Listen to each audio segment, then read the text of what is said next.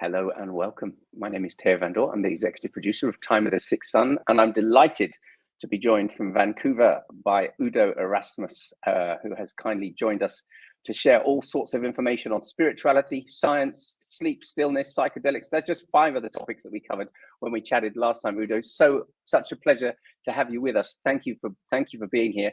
And may I just say before we start that if you are watching on our Facebook group, you can see below here, it says you need to open a new internet window and go to streamyard.com/Facebook.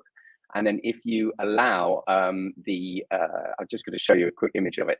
If you allow the software to access you click that button down there, and then we can see your name in the comments. So if you are joining us live, we'd love to hear from you. So just say something in the comments, and we can say hello, and we can make sure that people are actually with us, and we are live. That's what we want to make sure that that's the case. So I'm going to hide that slide now. And Udo, well, welcome. Thank you so much for joining us. Well, thank you for having me. This is going to be a fun conversation. It certainly is. It certainly is. So I told Udo Udo saw the movie, and then I told Udo that I'd known of his oils for a very long time, because my mum is a kinesiologist in the United Kingdom, and she would always recommend Udo oils to her clients, and we would take them at home, and then when I found out that we had the opportunity to chat, I was even more excited, because I was like, yeah, this is great, and we can hear all about that and everything else. So Udo, we've got like an hour, maybe more or less. It depends, let's see how the conversation goes. This is literally just going to be a chat. But you shared so much amazing information with me when we spoke last week. I'd just love you to share that with our community. So I'm gonna hand the floor over to you. Okay. All right. So just to get started, because this is we're talking about a very big topic now.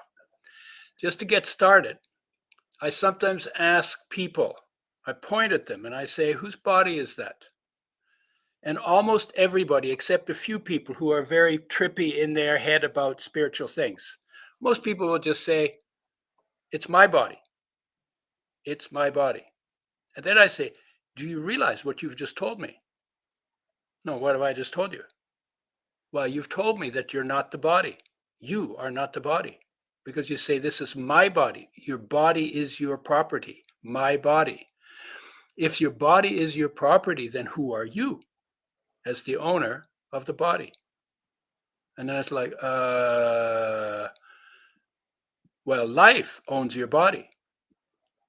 Life owns your body, and you are life as the owner of the body. Now, we know that from death experiences as well, because some people will say, well, I was there when my uncle was dying, or my father or grandfather or something. Somebody was dying, and I left the room to go to the bathroom, and I came back and I saw the body, but my uncle wasn't there anymore. Oh, wait a minute. If you're the body, you're still there, right? But we recognize in some ways that we are not the body, although we mostly live as though we were, because we do everything. We eat for the body, and we sleep for the body, and we go to the bathroom for the body, and we work for the body. We work to get money, to take care of the needs of the body. So the body is, if we are life, then body is our project, and it's more or less our full-time project. So that's the first one. The second one is that I ask is, well, what's more important, being or doing? And most people haven't really thought about it. Well, think about it this way. You can be without doing, but you can't do without being. And that means being is your foundation. And of course, we are supposed to be called human beings, and we live as though we were human doings. And we don't give being, which is our foundation, much time. Oh, got to do this, got to do that. Oh, don't have time for that. What about time in a safe place to just shut up and be quiet and get to feel what it feels like to be alive. Because being, your experience of being begins when your doing stops. And thinking is doing, and doing is doing. So, and if you're not giving being, which is your foundation, any time in your day, you're actually living without foundation. And when you do give it time, you discover that in the core of your being, your foundation is all-encompassing peace. It's within you, and from the core of your being, where your access to it is, it actually goes out to infinity. All-encompassing peace is the foundation of your life, and it's also the foundation of the universe. It's always been here. It's always here. Always, already here. And everything we do in a context of peace, in a container of peace. So you could ask yourself the question, well, what am I putting into peace today? Because you have a choice. You can put anything into peace you want. Peace will allow you to do that. So we were talking, and I think about it often. There are people who on a battlefield, which is filled with all-encompassing peace, and the warriors are filled with unencompassing peace, all-encompassing peace. And there's peace between them and within them and around them and above them and below them. But they're not focused on the peace that is on the battlefield. They're focused on an idea in their head that says, you're my enemy, I'm going to kill you. And the other side says, you're my enemy, I'm going to kill you. And in peace, in a place of all-encompassing peace, they have a war. War takes place in peace. Just like a flower unfolds in peace, just like the sun shines in peace, just like the day goes through its cycle in peace, everything unfolds in peace, including all the crazy things that we do. So important, if people want peace, and they usually want peace, when the doo-doo hits the fan, when all things are, it's too much, I can't handle it, it's too much, then we want peace. But when we have the luxury of the time to cultivate peace, we tend not to do that. And that right there explains the entire globe, all of this human stuff on the globe. Because so what do you do? It's because it's all taking place in peace. And we are putting into peace a whole lot of things that are not based on the foundation of the peace that is our foundation. So what do you do on a daily basis then to create that inner peace? Well, I before I get out of bed in the morning, I actually, if I have to do something at 9 in the morning, I'll get up at 7 and I will spend an hour just being quiet, alert, relaxed, present in bed or in the space that my body occupies, and connect to that peace. And in doing that, everything that's possible is available to me. Poetry comes out of it, insight comes out of it, feeling relaxed, feeling content, feeling balanced comes out of that. And I like to start my day with that. And I like to get out of bed and drag the peace that I feel with me into putting on my clothes, with me into brushing my teeth, with me in going out into the world. And let that peace become the foundation of my expression of whatever it is that I meet during the day. So I like to start my day that way. And sometimes I try to be funny and I say to people, well, what do you do in the morning? Well, when I wake up, I want to check in to see if I'm still there, because if I'm not there anymore, there's no point in getting up. Right? So it's a joke, Yeah. but literally, I do that because not only is there peace there, but life is unconditional love for the body. And on the foundation of peace, the next level is unconditional love. How's that? Where's that unconditional love come from? Well, the energy that keeps you alive came from the sun. So solar energy.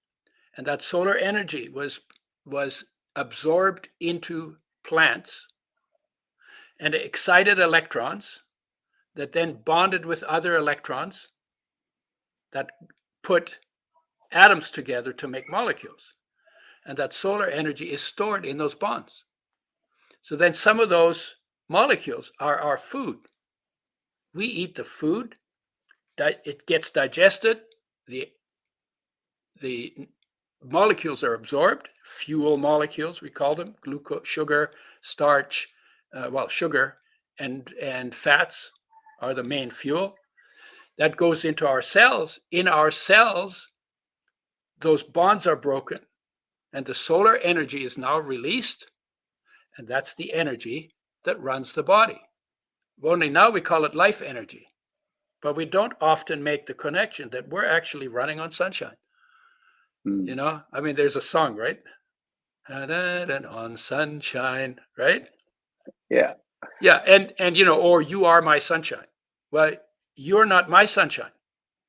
You are your sunshine, because you are sunshine and I am sunshine, right? And we can shine on each other to some extent, but the most of the sunshine is within your body, running everything, weighing nothing, running everything, omnipresent in your body, everywhere present in your body, right? Omnipotent. The only power in you, your power, is that solar energy that is called life energy, everywhere in every cell going on, right? And it knows everything about your body because it runs everything. You know, you don't run digestion, you don't run heartbeat, you don't even run breathing. You know, you go to sleep, you would forget to breathe. It breathes you, right? Runs everything, grows your toenails, you know, whatever it is you're thinking about. It does everything. Yeah. You get to choose what you eat. But once it's swallowed, you're no longer in charge. You as a person, I was talking to as your mind, right, are not in charge. That's it. All the autonomic functions, all these things that our body just does without us even realizing it. Exactly. But, you know, and without awareness of it. So now we thinking of blinking. Suddenly, you know, everybody that's watching us is thinking, "Oh yeah, I'm blinking," but you're blinking all the time. Your heart's beating all the time. Your digestive system's working all the time. It's an astonishing miracle. And everything, you know, sperm formation and egg formation and cycles, you know, and when you're tired, sleeping, and you know, everything. I mean, most everything. And we can think about, you know, fancy cars and, you know, nice jobs and nice looking girls, nice looking guys. We can think about all of those things on the outside, but the whole reason why any of that is possible is going on outside of our awareness most of the time. Yeah. And, you know, I was born during a war. So I was a refugee kid when I was just a couple of years old in a bad winter. And the communists chased us in tanks and trucks. The Allies were shooting at us from planes. These were all mostly women with young children on horse-drawn hay wagons on dirt roads without military presence. And they were using us as target practice. So my mother got off the road because there were dead horses and dead people in the ditches. And it was safer to go through the winter across the fields, you know, because the airplanes were strafing the roads, not the fields. So she got off the road, and I got left behind. Long story, but for another time maybe. And eventually we got reunited. And until I was 26, I complained about the war. Now, the war ended when I was not yet 3. I was still complaining about it when I was 26. Well, what do you Mm. expect? I was born in a war, and I was very shy, and I was quite withdrawn because I didn't feel safe, and but I was pretty vocal when I felt safe around family. I could I could pick what's wrong with anything. Lots of Right. judgment, and negative, very negative. And sometimes I got called on it. At one point, I got called on it by my sister, and I said, "Wow, that's really true." But when I was 26, I was sitting on a porch in the sunshine, and it occurred to me, I've been complaining about the war all these years and my traumas and my dramas all these years. And the whole time that I went through the dramas and the traumas and every moment since then, something has taken perfect care of me. And I've never given that ever in all those 26 years. Mm. Acknowledgement, gratitude, thank you for taking care of me. And it occurred to me, gee, it's been a really good friend to me. Maybe I ought to get to know it a little better. Maybe I might even develop a relationship with it.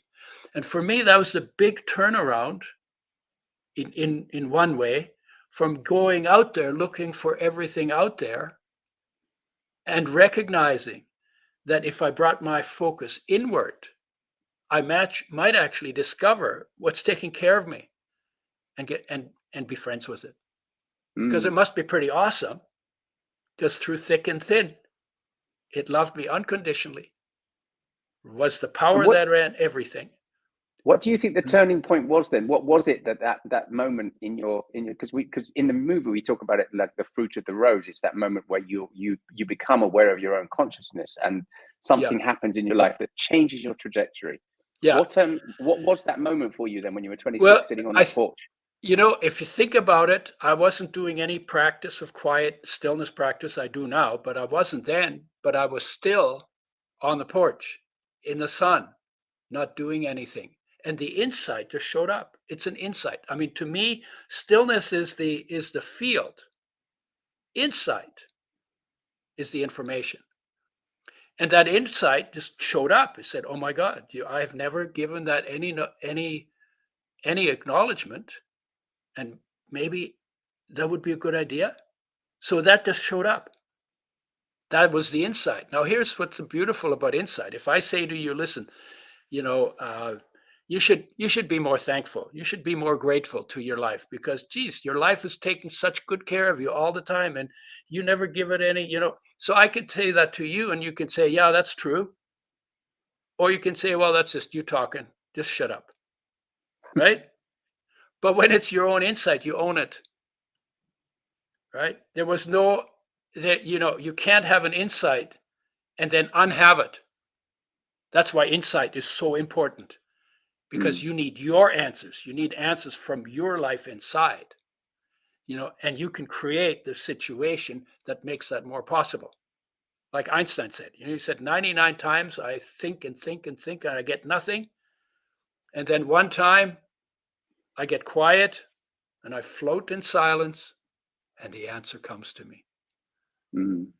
It's mystic. It's like mystical. You can have visions, you can have insights. They're already present in your being, but you have to hear them. You got to get past the noise in your head, And I right? guess Or with the noise regards in to the outside world. yeah, and with regards to that stillness,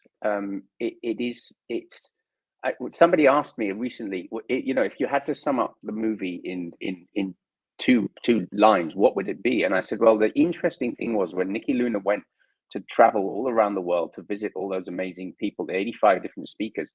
If you had to basically say what the global perspective was that, and that's why the tagline for the movie is "Dreaming Ourselves Awake." It's because our thoughts literally do create and manifest in reality. And if you're thinking negative thoughts all the time, unfortunately you're going to create more of that in your life. And if you are Mhm. thinking positive thoughts, and actually I watched a friend of mine sent me a video from Joe Dispenza the other day that was all about the importance of stillness and meditation, but more that the brain doesn't know the difference between what's real and what's created.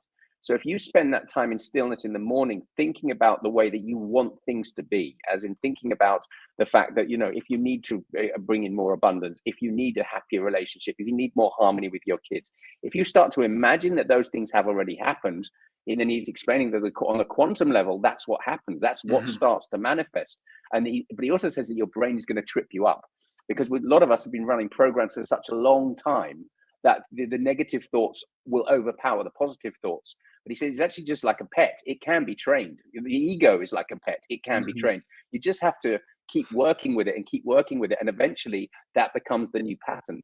And so I'm totally with you with this stillness and he says it's very important to do it in the morning as well, because it sets you up for the whole day. And then that's what you're gonna bring in. That's what you're gonna attract. But I would take it one step backwards from that, because you're talking about talking yourself into something.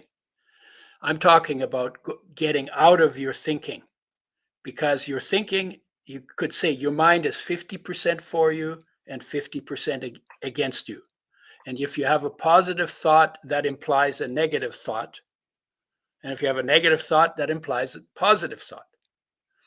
But you can walk from that whole mental mechanism and get into the experience of what is in the space your body occupies. And you're out of the thinking in a world of pure experience. And that experience, if you get to the core of that experience, there isn't peace and war, there's just peace. Because peace is a presence and war comes from its absence. There isn't love and hate. There's unconditional, empowering love and nothing else. And in that space, I feel so cared for that it isn't like, let me try and maneuver my kids around and figure out a strategy. That's in here. No, I feel unconditional love. And that automatically comes to expression, because I feel so cared for when I feel that life energy that is unconditional love, that I actually am in my individual essence. Like everybody is in their individual essence. And when I feel that, what is there left to do? Well, there's only one thing left to do: help, because I'm taken care of. Before I knew that, it was always, what can I do that'll get me taken care of? And I wouldn't do things that needed to be done because I couldn't see how they would take care of me. Now, because I feel content and I feel cared for, and if I don't, I know where to go, where that feeling lives, and just bring my focus inside to that feeling.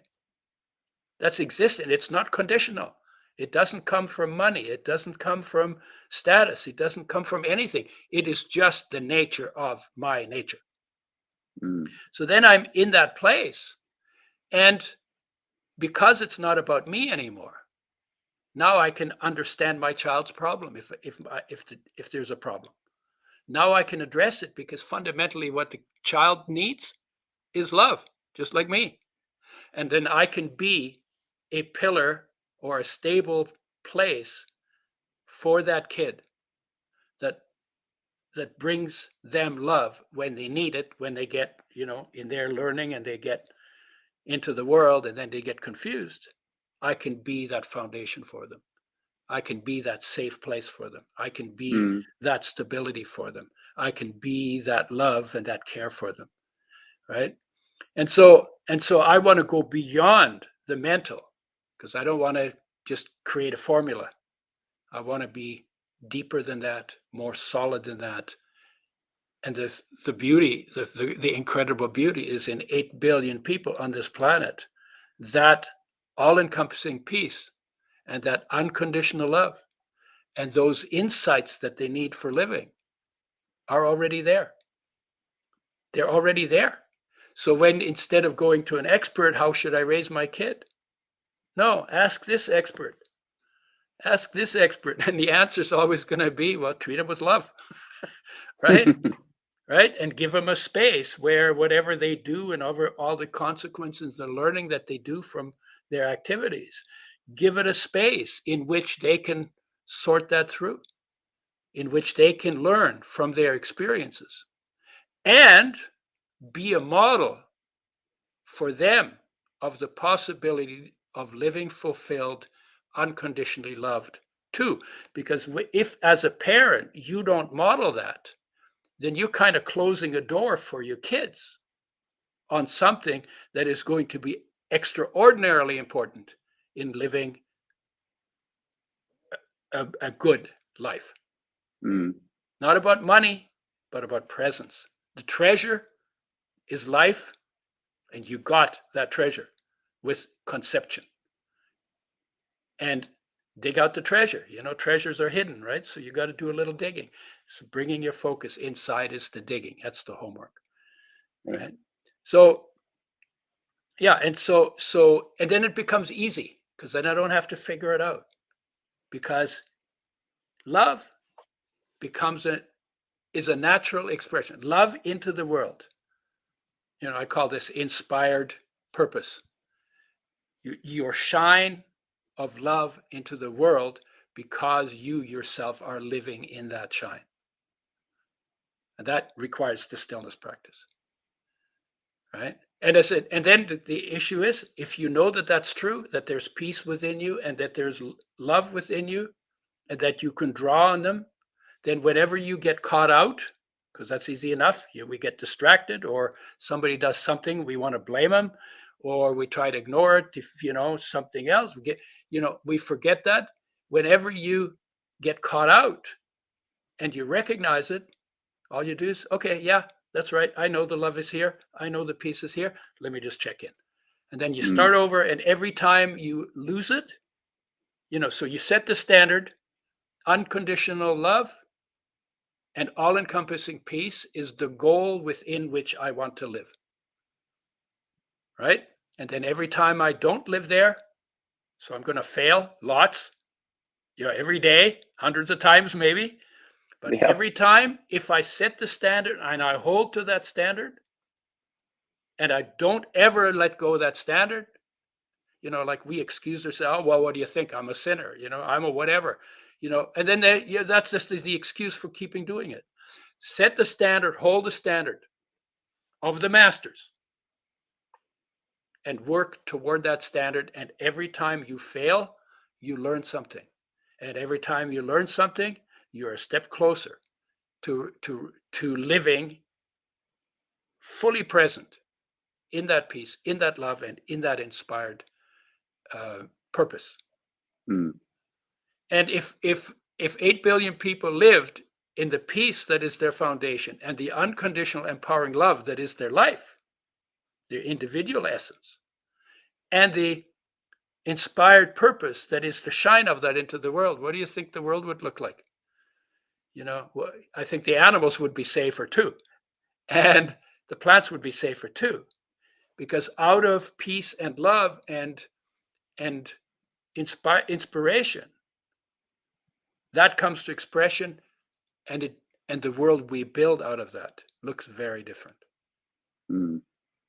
And this is, by the way, the message of all the masters. And by the way, you could talk about what is the message of the masters. Well, you could say the master is life within you. But you can also talk about Buddha and Christ and Krishna and all those guys. And they talked from that unconditional empowering love because they took stillness practice seriously and went back to that all the time. They spoke from that unconditional empowering love to the unconditional empowering love in you. And they all said, what I have, you have.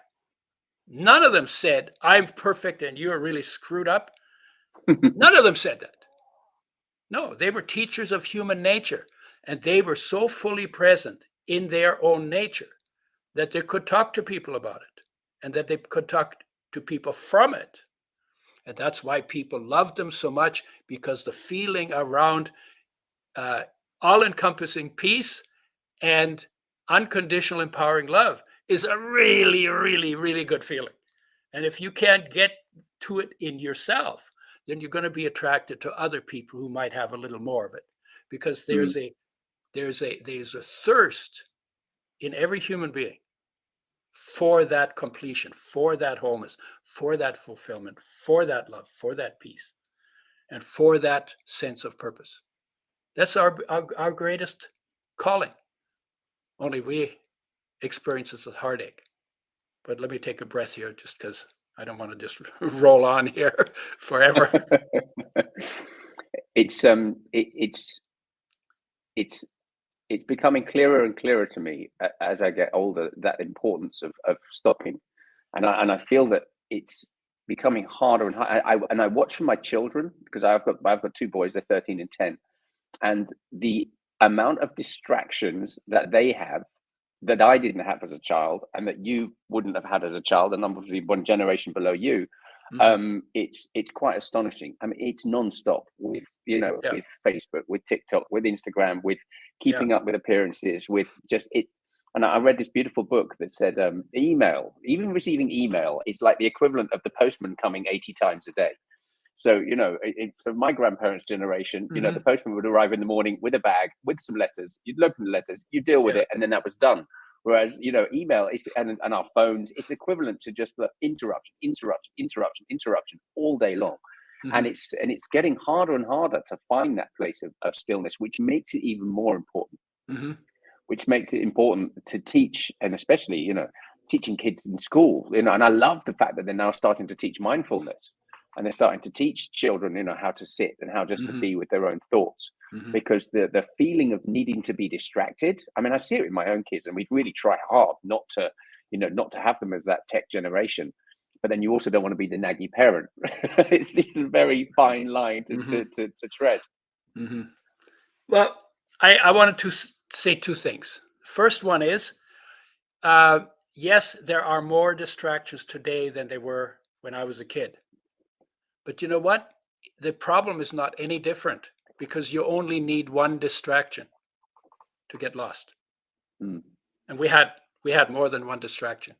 Now they have 1,000, but you only need one distraction to get lost. So it's not harder for them,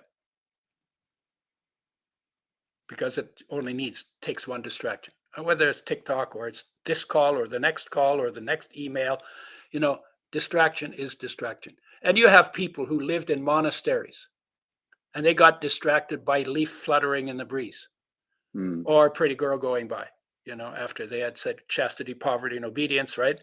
And then this girl goes by, and because something in them wanted that distraction, right? So that's the one part. Distraction is distraction. There's always, because everything on the outside is distraction from what's on the inside. Right? Everything on the outside is a distraction from what is inside. Where your focus goes, outside. Right? So that's the one thing. The second thing is, we don't recognize most of the time, and most anywhere. I've not seen a culture that makes this point. This is an important point. There is something in you that wants peace, wants that love, wants that inspired purpose. And that place, and that is called heartache, or thirst of the heart, or blues, or longing, or striving, or yearning, or hope, or need. We have so many words for it. I have 10 pages of words that people use for this uncomfortable feeling in their chest. Uneasy, uncomfortable, painful. If somebody dies, then it's grief, sorrow, sadness, right? If somebody makes a promise and doesn't keep it, you call it disappointment, or betrayal, or feeling betrayed, or if it's about a relationship, if the other person dumps you, you call it the blues, right? We have tons of literature and poetry and about this feeling. But we don't have anything that tells us what this is, because we mistake the trigger for the cause. The trigger is, she dumped me, and now I'm alone. So I feel blue, or I feel lonely, or I feel heartbroken. And the word we use for the same feeling in our chest is a different word depending on what triggered it, but it's the same feeling. And when you recognize, oh, it's always the same feeling. Oh, and it's always in the same place. Oh, something's lost, something's missing, and more words for it, right? If you recognize that feeling is not caused by the trigger, then you have to ask the question, well, what is the cause? What is the cause of heartache? What is the cause of that uneasy feeling? And when you go to the basis of it, it's triggered by something on the outside, but it's actually your disconnection from yourself that makes your heart ache. And then you have to ask the question, well, how did that happen? Well, now you have to go and look at how was it when you were in your mother's womb? In your mother's womb, there was a living egg and a living sperm, and they came together, immaculate conception, you could call it, because conception is immaculate no matter what's on the mind of the people involved, right? It's a miracle, that your body will reject foreign tissue. But when it comes to sex, the body actually, the woman's body actually brings something in that is not her body and allows it to live and doesn't pick it off and get rid of it, because that's what the immune system would do, and allows it to merge with something that is of her body and begins a new creature that is different both from the father and from the mother, right? So now that's happened, and now there's an implantation, and then you get life in what I call the Buddha tank. I call it the Buddha tank because in that place, you're literally in deep meditation for 9 months or however long the pregnancy lasts. Literally, why is that? Because there's nothing to do there. You don't even have a sense of a separate identity. You don't have a name. You don't know about gender. You don't know your mother. You really don't. There's nothing to do, nowhere to go. Everything's taken care of. You don't even have to breathe. And it's safe, relatively safe. And so you're hanging out, floating in this little tank. You're not doing any particular technique other than because your focus had no place to go. Your focus of awareness is at rest, inside, in its source, in life, and beyond that, in peace. Focus, right? So there you are, little Buddha, in the Buddha focus. You could also call it Christ focus, but Buddha has a nicer sound to it. Or life focus, because it's not Buddha or Christ or Krishna, it's actually life. Life is the master, runs everything, right? So you're in that focus and you're hanging out there. And should be really boring, but you're not bored. You're actually in bliss. You're actually in light. Everything's okay. And then meditation. Deep meditation. Deep, masterful meditation. Of course, you don't know it as that because you don't even have words for that. You don't know what the story is going to be. So your awareness is focused inside, present, but nothing on the outside because you didn't even know there was a place to go. That's your state in the room. Then you get pushed out. It's like getting kicked out of Eden or getting kicked out of, leaving home. The prodigal son leaves home. The hero goes on adventure. So you come out into the world, and now what happens? You have to get to know all of a sudden everything isn't taken care of anymore. You got to cry for your dinner and cry for your diaper change and cry for whatever it is, getting warm, whatever it is. and it starts very simply, and mom has to guess from about 5 things that she may have to deal with, right? And now you're in a world where you need to communicate, you need to understand how the world works, and in the process of that, for survival, your focus goes out through your senses into the world. All your senses: sound, vision, feeling, even taste, right? So it goes out into the world, and you start a gradual process, natural, it's completely natural, required, necessary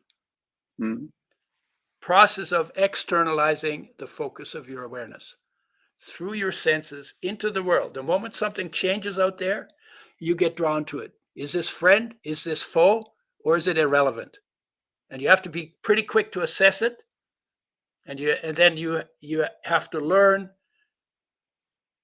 to assess it, and then to respond by either running or fighting, or just ignoring it if it's not a problem, right?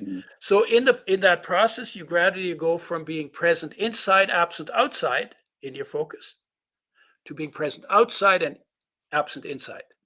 And in that process, you get disconnected from your Buddha state, from your present to life state. And that's where heartache begins. And a lot of people say trauma causes heartache. Nope, never. Trauma triggers heartache, because when something on the outside doesn't work, then you fall back to your disconnected condition. Now, with that disconnection comes discontent, and discontent leads to discontent feeling. It's a feeling, right? And that leads to negative thinking, which leads to negative words, which leads to negative actions, which have negative consequences. And out of discontent, that feeling is our deepest driving force. Out of that comes everything we've done in the world. And the hope has always been that we can fix on the outside what needs to be fixed on the inside. And that's the delusion everybody lives from, right? Oh, if I make $1 million. I had a friend, he says, if I make $1 million, I'll be happy. And I looked at him, I said, no, you won't. I said, what do you mean? He said, because when you make $1 million, you're going to have 3 days where you say, yay, I did it. And on the 4th day, you're going to be discontent again. And you're going to say, well, if I make $10 million, I'll be happy. Or maybe I was thinking the wrong way. Maybe if I get more power, I'll be happy. And then you set these goals, always hoping that when you accomplish them, you'll feel whole. That's why people get married. That's why people have children. They hope the child will fulfill them. It doesn't. Only fulfillment fulfills you. And fulfillment is an inner job, right? And if you use the children to get your fulfillment, you make it hard on the children, and it doesn't work. Not ultimately. It doesn't work. It's a at the beginning it's all fun, and then when they're teenagers, it's not so much fun anymore, right? Because then they start talking back to your face, right? At the beginning, it's just, you have all this control, and then you have less and less and less control, and you know that, and you want the child to be independent at some point. But it's not that easy if you're not independent. Independent means dependent of what's within you. And if you're not there, then you're teaching the child not to be there either. So misery loves company. They say misery is intergenerational. And you can go all the way back 200,000 years ago. The monkey got out of bed on the wrong side, or the person got out of bed on the wrong side, never got back into bed and got out on the right side. And fundamentally got out of bed, then got distracted by the universe, and has lived in distraction. And we deal with that in a got the heartache, then tried to fix it on something external. And I say to people, because heartache is not fun, it's uncomfortable, it doesn't feel good, it hurts, right? So what I say to people, instead of, and then what we do is we distract ourselves from it, or we ignore it, or we try to explain it away with some theory, sometimes a religious theory, but any theory, try to explain it away, or we deny that we're even feeling it, or we blame it on somebody or something. That's how we deal with heartache most of the time. And so what I say to people is, look, heartache, if it's true that heartache is the feeling of your disconnection from yourself and the discontent that comes out of that, then instead of running away from it and trying to not feel it, no, feel it, sit with it, be with it, acknowledge it, appreciate it, because it's the greatest gift you have other than being alive. Because like hunger makes food relevant, and like thirst makes water relevant, and the need to breathe makes air relevant, the ache in the heart makes fulfillment or coming home to the wholeness that is waiting for you to reconnect to relevant. So it's just like it's a need. It's a need like food, water, food, water, air, and wholeness. Feeling whole, feeling one. So Udo, how do you do that though? So let's say you are sitting in that moment where you're feeling like the gray monster's coming, the depression is coming, things aren't working out, you're feeling overwhelmed, your family's just winding you up, all these different things. In your experience, because obviously you must have done a lot of this, what do you do? So you sit because often people will say sit with that feeling, right? Then what? Nothing. I'm just kidding. No, sit with the feeling. Don't judge it. Don't turn it into something. Don't make it make sense. Don't figure out a rationalization for it. Unless, remember, I'm feeling this because I'm disconnected from myself. Because if you were fully present in all of your being, you would feel unconditional love, you would feel all-encompassing peace, and you would feel that inspired purpose. So when you're feeling heartache, it's because you're disconnected from those three. So what to do? Sit with it. Feel it. Don't judge it. Be quiet in it. Accept it. Breathe lightly and slowly in the middle of heartache. It's not going to change that somebody dumped you if you sit quietly and breathe, right? And if you do that long enough, then see how still you can become in that ache, and see how deep you can go into that stillness, because they're all there. And see how long you can stay in that stillness. And while you're doing that, breathe lightly and slowly. Don't drag your breath through your, not like that. Quietly, slowly. And you will discover in that stillness the beginning of your peace. Because that far behind your heartache, that far, less than a hair's breadth behind it, is what you're looking for. That fullness, that peace that I'm talking about, and that unconditional love, and that inspired purpose has never left you. It's been there from day one. It's been there from the day of conception. It's always been there. It's always run the whole show. And the fact that it ran the whole show is the reason why you had the luxury to get distracted, right? And so, you can try that out. Yeah, you try that. I mean, honestly, God must be splitting her sides laughing, right?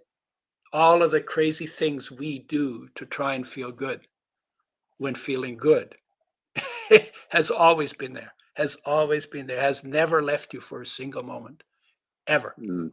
and will never leave you, will always be there in your worst times, in your greatest tragedies, in your greatest confusion. That peace and that love and that inspired purpose are still present within you untouched, because the tragedies are physical or they're mental or they're emotional or they're social or they're environmental. But you cannot, the peace cannot be changed by anything that's going on in the world of change, because it's unchangeable. Peace by nature is unchangeable. It's not affected by anything. And then they say, well, holy smokes, how good is it to have something like that, that literally, no matter what's going on, I can go to and I can rely on. Mm. Right? And the same with the love. Oh my God, no matter what happens, nobody loves me. That's not even possible. Life loves me unconditionally. What the hell are you talking about? Right? So it's there. And the only thing, you look at the whole history of humanity, the only thing that's ever been missing is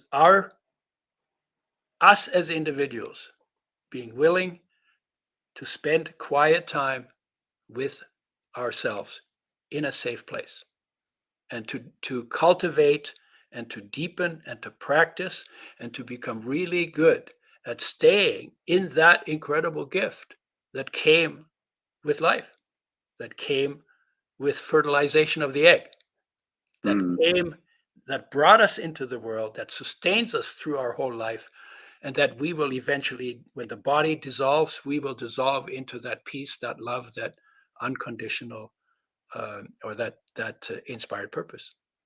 The inspired purpose will no longer be necessary. That's for living on the planet. But the peace and the love will always be there, because that is our nature.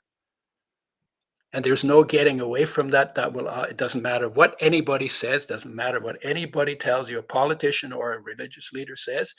Every human being is a chosen person. Every one of them, because we were chosen by life. And life is omnipresent, omniscient, omnipotent, omnipotent. And that's the definition of God. One definition of God. And peace is everywhere. That's another definition of God. Right? If you're going to use religious language. And then we have the masters who mastered that.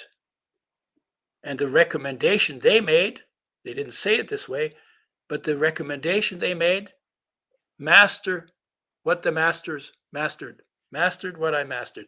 If I'm the master, what am I doing? I take time to myself. They talk about it. They all talk about it. Sitting in meditation under the banyan tree, or 40 days in the desert, or whatever it is. They took the time to become present in the space their body occupies, and felt what there is to feel in that space. And all the goodies are there. All the best goodies are there, right? What you're looking for out there is you already have. I don't know if I should go there, but let's go there. Yeah. I was very shy after the war, because I didn't know what to trust. I didn't feel safe. I read a lot of books, because books are safe. There were no real bullets flying. I got real bullets in the war, but there were no bullets. You can read about a war and no bullets. So it's safe. So I got into books, and it was pretty safe. But I was very, just like very tightly wound. And I studied science because I wanted to understand how the world works, because my world wasn't working, because it was not predictable and it wasn't secure. And then I got into biological sciences because I wanted to understand how life works. And then I got into psychology, how thinking works. And all of that came out of an experience I had when I was 6 years old, where I was in Germany, and adults were arguing about all kinds of really stupid things. I thought they were stupid at 6 years old, so they must have been pretty stupid, or pretty trivial at least, right? Not stupid, but trivial.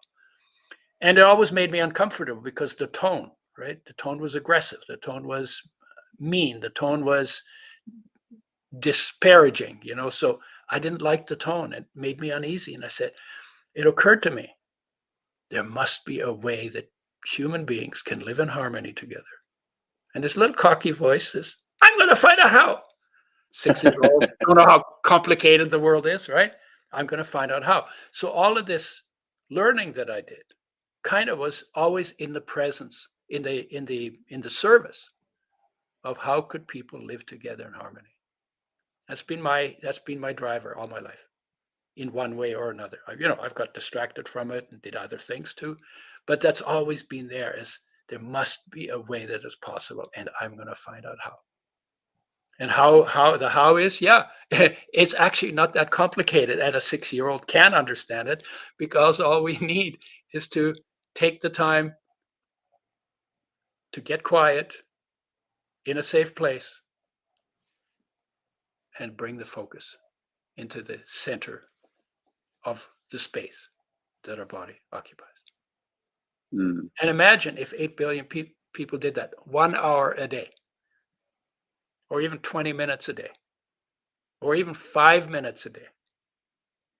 I think one of the best examples is COVID. What happened with COVID? Well, we got locked down. And of course, people went crazy in their head, because what about this? What about my right to travel? What about this? And what about that? And what about that? And I had it because I've been doing this practice, this inner practice, for 50 years. To me, I just looked around and said, you know what? If you can't go outside, go inside. A lot of people started thinking about it. But the other thing that happened, we talk about environmental issues, the mess we've made on the planet, if you want to be just honest about it, right? Nobody got to travel. The air cleared over China.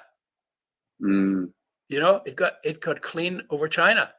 The canals in Venice became so clean that the dolphins came back. I was outside. The flowers had more color. The water was cleaner. And now, of course, everybody's buzzing around. The water's dirty again, right? So you want to fix the planet? Do less.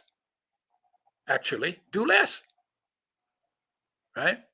So the hour you spend doing nothing is actually good for the environment. It's also good for your relationships, because in that hour that you're doing nothing, because you're spending it with yourself, you're not beating anybody up, and you're not swearing at anybody, and you're not making anybody feel bad, right? And in that hour that you're doing nothing, you're not creating a war, and you're not creating more stuff that people have to deal with, right? And you won't injure yourself if you sit quietly for an hour and do nothing. And you're going to experience such beauty built into you by the universe, by whatever creates everything, that you might just change some of your thoughts and your behaviors. You might have some pretty cool insights about how you could live instead of the way that you were taught how to live. And actually build a world that works for everybody. If you start thinking about how indigenous people were mistreated, well, that mistreatment didn't come from the indigenous people. And that treatment came from the discontent within the people who did the mistreating, right? And so you can't fix that issue, even with the people who sometimes you want to say, yeah, we want some justice for this, but some of it happened generations ago, so you can't even do the punishment routine on people who were long dead, right? But it won't change until the perpetrators find their peace, as well as the victims find their peace. And lucky for both, perpetrator and victim, that peace has never been affected by the dramas and the traumas. It's still there, discoverable. It's still there, waiting to be focused on, is there to become reconnected to, is there to become real again in your life, independent of what your history is or what your dramas and traumas were and anything that ever happened. And I'm not saying that those things, I'm not condoning that. I'm just saying, yes, there are some things that you may have to sort through mentally, socially, emotionally, What I am saying is that in the process of doing that, at some point, you want to get back to living your life from life for life instead of living out a memory of trauma that you continually recreate and make more of, that maybe is long gone, only exists as a memory, and keeps you from enjoying the incredible gift of life that you were given by the universe. Right? Get out of our own way. Yeah, fundamentally, we get in our own way a lot. And same, like for me, what changed, I came out of the war, and my thing was, well, what do you expect? I came out of a war, whatever is whatever. I look back at it now. It was terrifying when I was a little kid, but I look back now and I say, what an incredible gift. I'm not wishing it on anybody. What an incredible gift to me, because it made me alert very early, rubbed my nose in what happens when you don't cultivate the peace and the love that are within you in the times when you have the luxury to do that. Because between the First World War, which ended in 1918, and the Second World War, which started in 1939, there were 21 years of no war in which people in Europe could have cultivated peace, because the peace was always there. It was always there to be found. But they choose not to do that. If they had cultivated that peace, there wouldn't have been a Second World War. And we live in a time where, things are getting a little more tense pretty much every day. And why is that? Because we are not deliberately cultivating the peace and the love that are within us. And because we don't cultivate them, they don't come to expression. And because they don't come to expression, what comes to expression is all the things that come out of discontent. And for me, the wake-up call was 9/11. I was working with oils, like you said at the beginning. And I was having a good time, and I was doing my practice because I needed that. It was personal to me. I'm a war baby, so I found that very useful to find the peace inside, because I'm given to anxiousness, right? I have a way of, anxiousness. Like if I was mentally ill, anxiousness would probably be the expression. Maybe depression, but anxiousness more. So it's more fear-based than anger-based. So 9/11, my take home was, oh my God, discontent people will always spread discontent, because your state of being comes to expression automatically, right?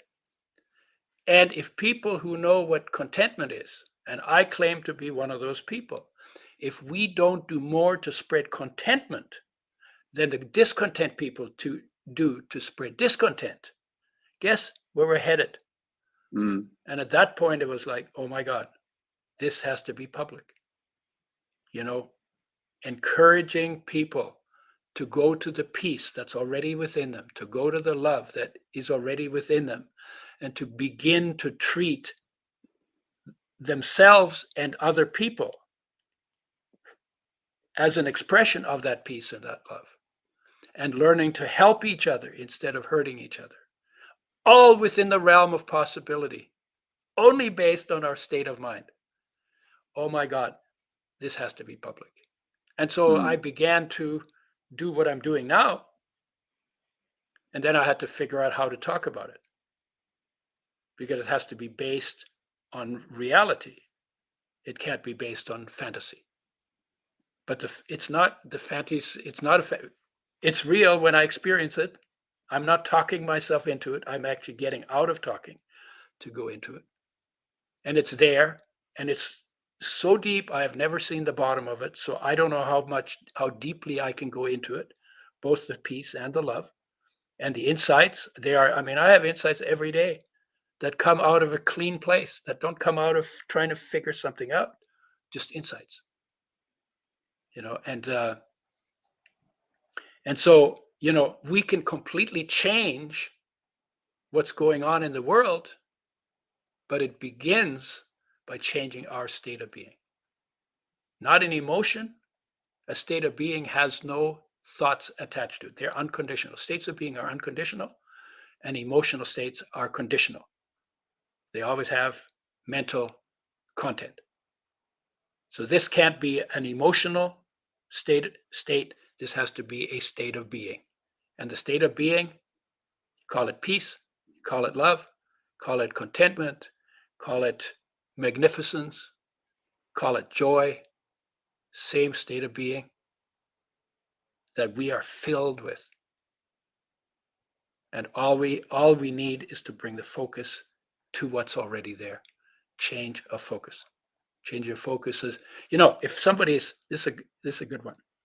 If a person is in peace, and I've done that, I turned my television off during COVID because it was just always negative. Turned my TV off. I'm sitting in my living room. I'm saying, wow, there's so much peace here.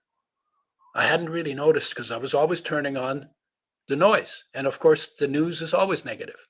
They don't talk about how women and parents, love their children and, sacrifice things to get them fed and get them to school. And, how so much effort is made by human beings on behalf of other human beings out of love. But never makes the news. No. What makes the news? He did that to him and they did that to them. And there was blood here and there was killing there and there was this and that. It's always negative. That's television programming for a reason. Yeah, of course. Yeah. So I turn off my television. I'm sitting there saying, oh my God, there's so much peace here. I hadn't noticed. And so for me, it was very easy. But because I've been cultivating it, it's relatively easy. I can pretty much go to that place at will. It takes practice. And why we're not good at it is because we don't practice much. We practice going out all the time, look at that and listen to this and look at them do that. And so we're always going out, interacting with the world, but we're not going in to get in touch with ourselves. And that takes practice. So we practice. You get better at it and better at it and better at it and better at it. And you get to a point where that becomes your fallback state. Instead of heartache, your fallback state is peace, because the peace is behind the heartache. The love is behind the heartache. Your gift. This is like Creator's gift to you. And this is purpose one, in my view, of all the purposes. This is purpose one. To be fully present in all of your being, in the gift that you were given, that nobody can enjoy except you for yourself. So it's your gift. And if you don't enjoy it, it's a wasted gift because nobody else can enjoy it for you. That's job one. And then purpose two. Well, there's nothing left to do except to help. So purpose two is help where you can.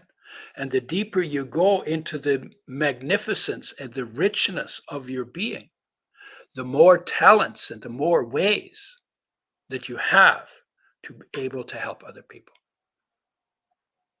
The masters are celebrated thousands of years later because they were deep and they were able to help in a lot of different ways because they were fully present in their being. And we're basically being asked to master what the masters mastered if we want to turn around the crazy track that we've been on for the last 200,000 years. That's the second coming. It's when, there's always the Buddha will return, Christ will return. The second coming is when we each recognize that they were talking about our nature, not just their nature, right? And when that happens, and it happens individually, for me, I would say it happened in 1970. 1970, I was treated very, very badly by some Christians. I was trying to understand what was the message of the master. And I was treated very badly by some Christians. One of their guys, I told him it must be possible to see God and live. I didn't introduce myself, just thought we were all on the same path, trying to figure out the same stuff. And we would tell each other the stories of our experiences and all go away enriched. That's what I thought would happen. That's not what they were about. Called themselves the Jesus People's Army. That should have been a warning, but I missed it. I missed the cue. And then I said, I must be possible to see God and live. And this guy jumped out of his chair and his arms were flailing around. He said, "You're from the devil. You're from the Antichrist. Get out." So I slunk out of there. And I was so confused because I didn't see it coming. My heart was like wide open, and he just put a boot in it. And I was thinking, well, I haven't seen God, so maybe I'm asking the wrong question. And I got confused, and I was desperate, and I really, really, really, really, really wanted to know. And so I went out in nature for the weekend, because that's where I used to go to clear my head when the city became too much for me. And in the middle of the night, I would bolt upright from dead asleep, and there was this being made of light, just there, just like floating in the air on a cloud made of light. But the being was brighter than the cloud, just there embodying a message. No words, no labels. Who was this? No information. I thought it was not an angel because there were no wings. That's about as close as I got. It's not an angel, but here's something. And it was real. It was very powerful. And the message that it embodied, I could put words to. And the words were, I am come not to judge, but to love. I am come not to judge, but to love. And instantly, all of my fear and all of my desperation and all of my confusion instantly evaporated. I have never had a question about what the master's message was to humanity. Any master, any of the masters, they all said it in one way or another. I am come not to judge, but to love. And in thinking about it, was this Christ, or was this spirit, or was this my life energy, or what was this? It's like, hey, they're all the same, because it's also the message of life to your body. I am come not to judge, but to love. Right? And so beautiful, there's the master's message. The master lives inside of every human being as life. Sometimes the religions divide us. So to call it Buddha or Christ or Krishna sometimes is divisive, because it's actually life. And every one of us has that master within us. And it's the same master. Solar energy, life energy, master energy. And when you do the stillness practice, you connect to that master energy, to the life energy, but that's what the masters did, and that's called the master energy. And we all have a chosen people, every one of us, 8 billion people, no matter what their history or their culture or their nation or their religion or the cosmologies or the philosophies are. Every one of us, chosen people by life, by the master life. And honestly, we could be, and we ought to be in celebration every day of our lives. Every breath you take is oxygen that plants made for you. Even poisonous plants and weeds make oxygen for you to breathe. And every breath from you that goes out is carbon dioxide, reciprocity to the plants, right? They get your carbon dioxide and you get their oxygen. How cool is that? And everything we eat is made for us, first by plants and then by animals that eat plants. Everything is made for us, right? And we're literally the recipients of one gift after another, lifelong. Maybe it makes sense to live your day in eternal gratitude. Right? I do find very poignant what you just said about what that vision gave you. Is that I will often find that if I slip into a place of judgment, and then there's a judgmental thought, and then there's another one, it's a real sign to take a step back, because it's stupid things like driving around on a motorbike, and then somebody cuts you up, and you're like, and the moment those thoughts start to go, and then I notice I've had 1 or 2 or 3 or 4 of them, I'm like, it's time to return to stillness. It's time to take a step back and to go within. Because it's very easy as our human beings and our human doings to be influenced by external forces. Sure, because it's survival instinct. But your body is not going to survive. You get it for a while, but it's not going to survive. So why can't you thrive instead? Because the thrive will survive. What you're talking about, this I am come not to judge, but to love. Because it's life's message to your body, and because it's the master's message to humanity, my recommendation is, this is what I do. I mean, everybody gets to do what they want to do, and you can test everything I'm saying and see for yourself if it's true or not, because in a way you have to have your own answers from your own experience. But I use that as my standard. I am come not to judge, but to love. And I look at what I do, observe what I do in comparison to that standard. So I'm happy if that could be helpful to anybody who listens to this. If that would be a useful standard for you, I am come not to judge, but to love. Please take it and then set it as a standard. And then every time you fall short of that standard, you remember the standard and you learn something so that you get a little close for that standard being the essence of your no comma behind the judge. And no period after the come either. I am come, and the I and the am are capitalized. I am come not to judge, but to love. So anyway, that's the way I write it and look at it, and then use that as a standard to help you grow into what that is, coming from the master, coming from your individual essence, because that's the message of your individual essence to your body. You think about what life does in your body. Never goes on strike, never takes a day off, never asks for a raise, never demands anything of you, just does the best it can with what you give it. 24/7, 365, lifelong. And not only that, but if you go back 4 billion years, 4 billion years back, that solar energy has loved every creature that it was the life force of, unconditionally. And every one of those creatures, in your line, going all the way back, was reproductively successful. Because if there had been one break in that whole line, all the way back, you wouldn't even be here.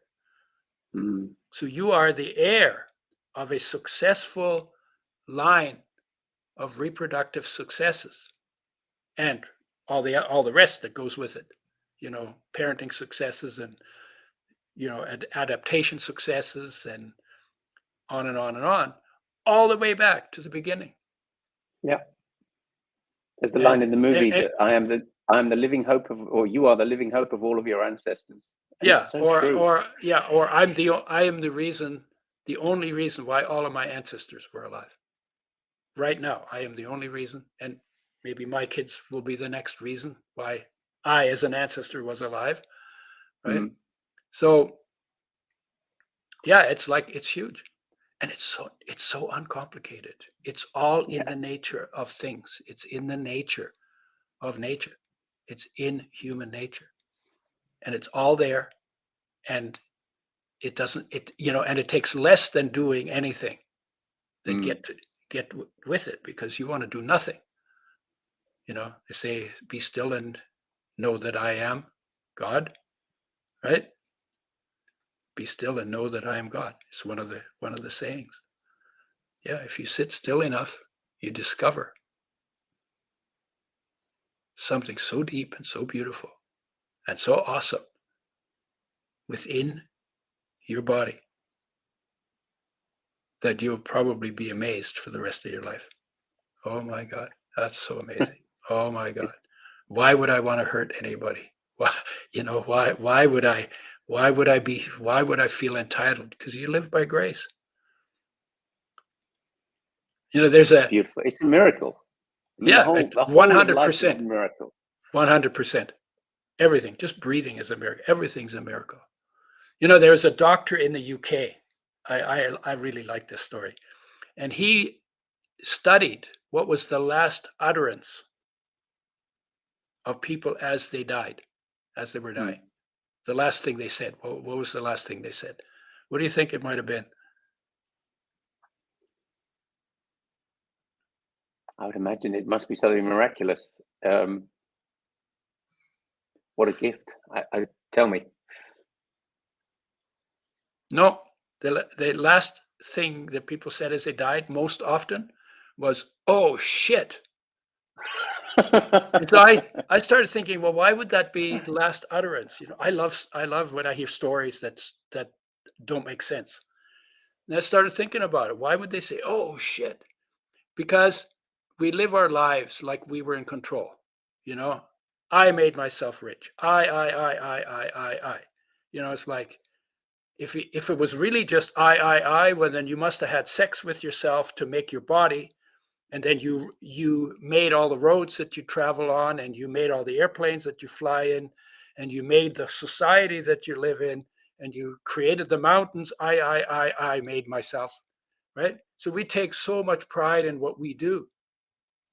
But the truth is, you live by grace. You live 100% by grace. Could be any time. And the reason why people said, "Oh shit," was at the moment when they were dying, they realized they never ever had control. They never had control in their life. It was all by grace. And they just realized it at the moment of death, because when you're dying, clearly you lose all control. Why not lose that control now and merge into where you're going when you die?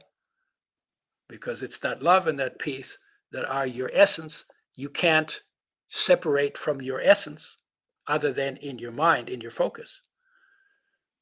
And then when you die, it's just like meditating.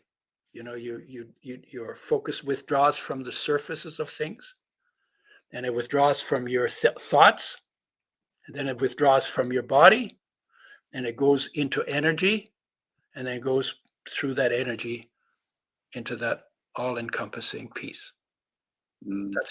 Now, the only difference, when you die, it's not voluntary, and you don't come back. When you do meditation, it's voluntary, and you come back.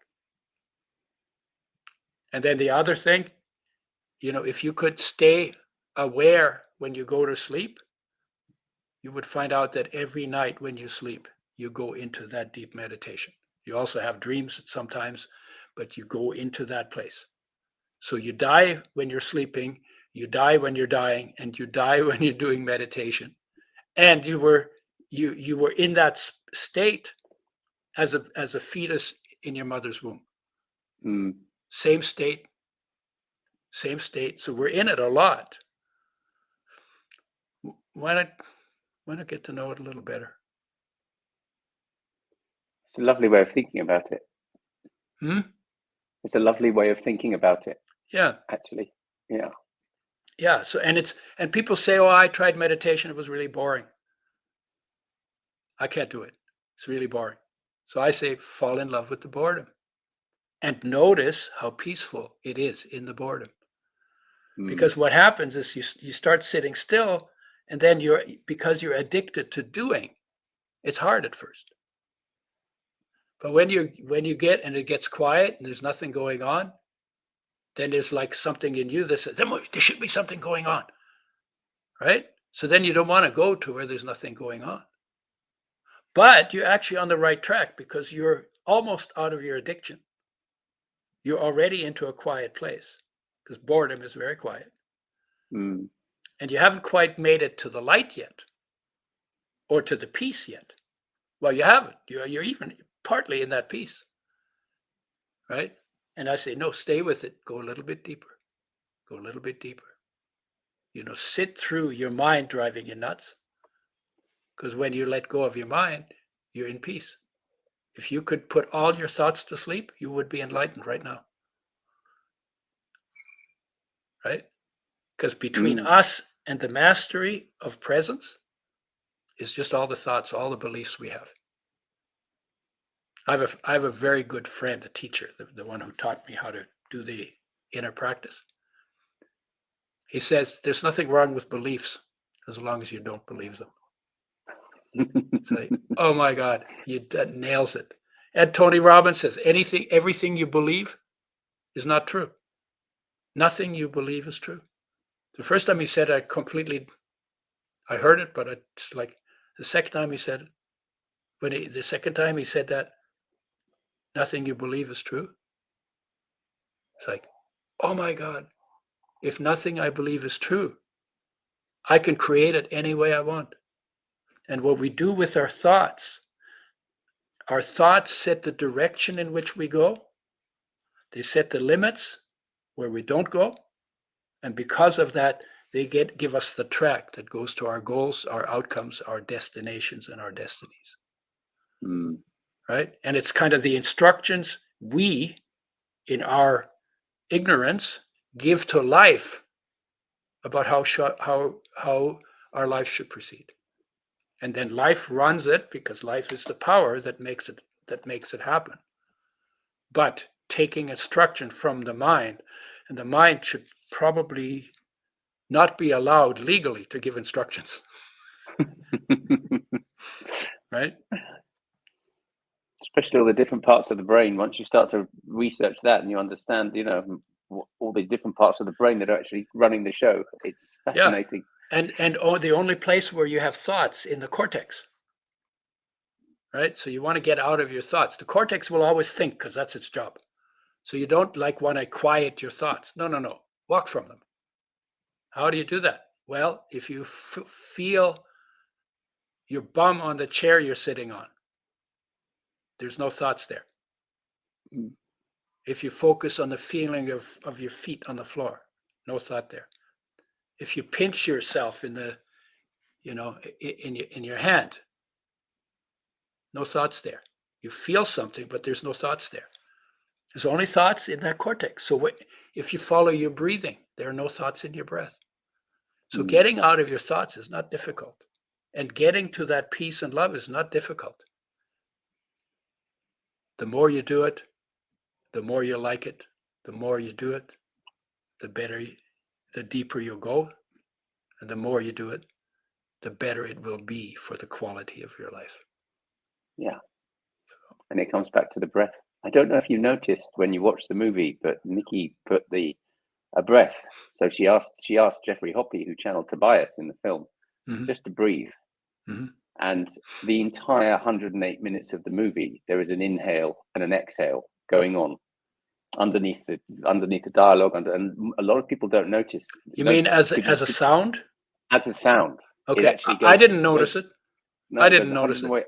But it was very fascinating, because when we first started doing showings of it, like we would go to festivals and, there'd be 100, 200 people watching in a room, and I would sit at the back of the room to watch. And actually you could watch shoulders going up and down as people were unconsciously sinking with the, oh, that's cool.